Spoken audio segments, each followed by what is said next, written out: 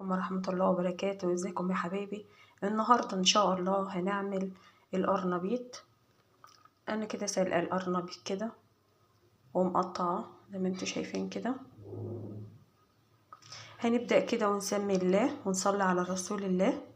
الخلاط، هنجيب الخلاط وهنحط بقى اللي هنعمل تتبيلة كده للقرنبيط.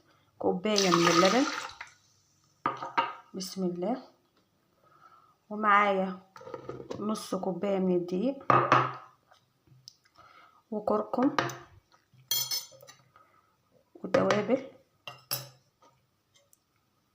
وملح، ومعلقة من الثوم، وقرن فلفل، وخل، معلقة كده خل، ومعلقتين من النشا،